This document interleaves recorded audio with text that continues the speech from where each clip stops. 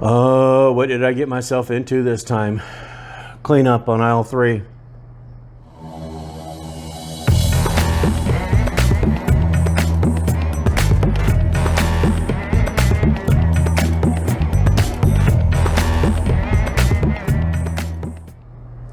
Okay, so I affectionately called the old HP Prebuilt aisle 3 because when I opened it up, as you could have seen a couple days ago, it needed a lot of attention on the inside.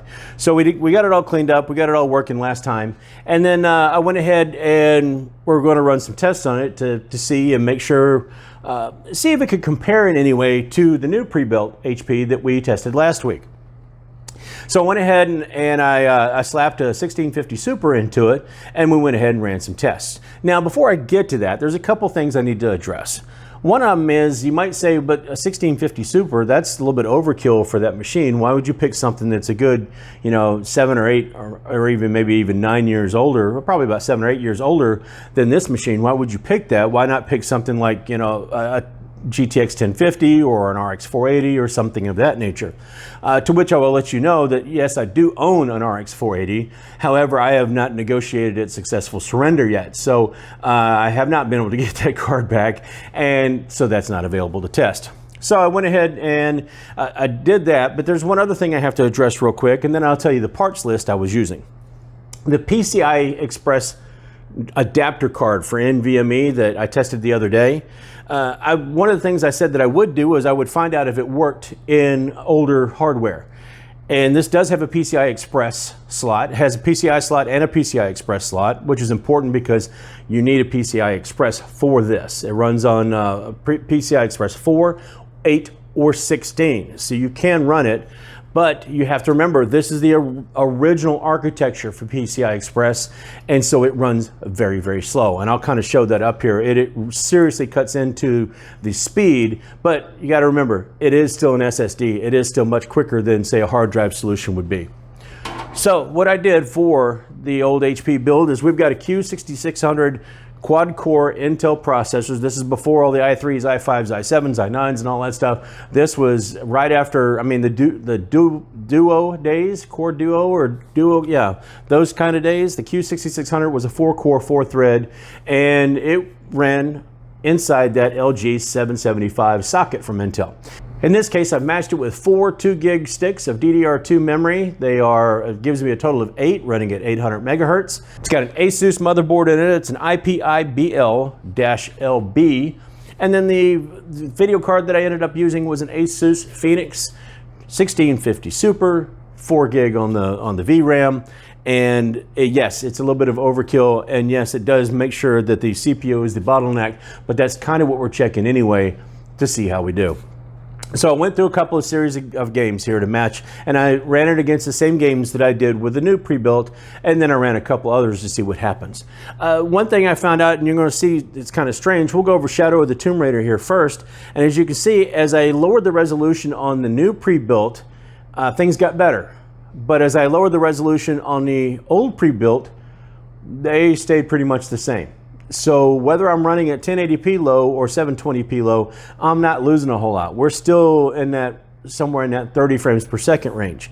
When I go to a game like Dirt 5, you'll notice pretty much the same thing. It gets better if I drop the resolution on the newer one, but the old one stays pretty much where it is. I had auto settings were just as effective as the 900p or the 720p. So it didn't help, didn't hinder, didn't make much of a difference.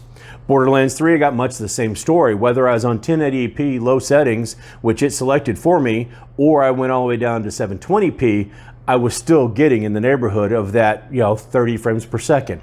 So most definitely the bottleneck in this is the CPU. You're not going to do any better trying to overload and put a better video card in when the CPU itself is the problem. It only runs at 2.4 gigahertz. I did find a tape trick that I'm going to see if I can't increase that, but we'll talk about that near the end of this video.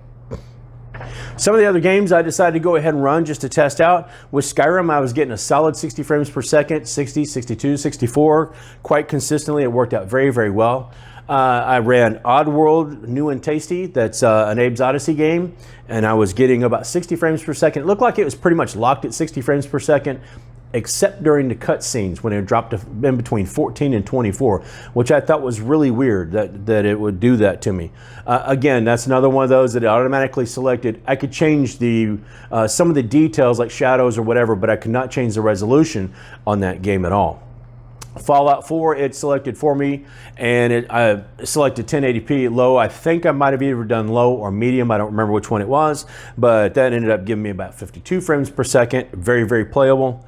Dirt 4, I went ahead, I tested Dirt 5, so I figured I'd go ahead and test Dirt 4. And then Dirt 4 gave me 64 frames per second on 1080 low and 1080p high. I'm sorry, 1080p medium gave me about 54 frames per second.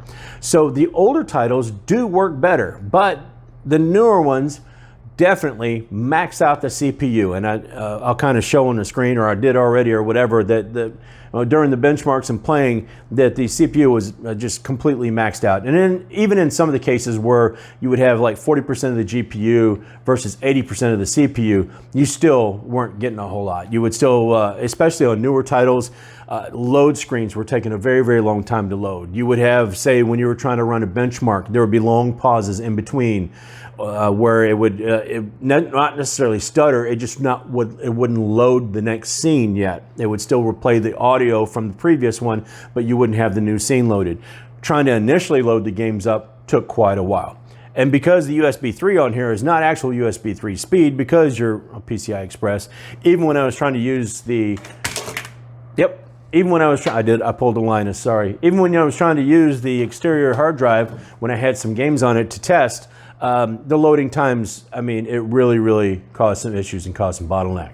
Then one other thing I did was a little bit of a surprised me anyway, is I could run Cyberpunk at 60 frames per second on this thing. I was amazed because I streamed it. And yeah, that's how you can do that. If you can stream it from a really, really good machine, it will stick on 60 and it looks pretty decent. I was pretty impressed with almost no CPU or GPU usage at all. So maybe that's what I'll do if I decide to play games on this, is stream it from my editing rig in the other room. Who knows?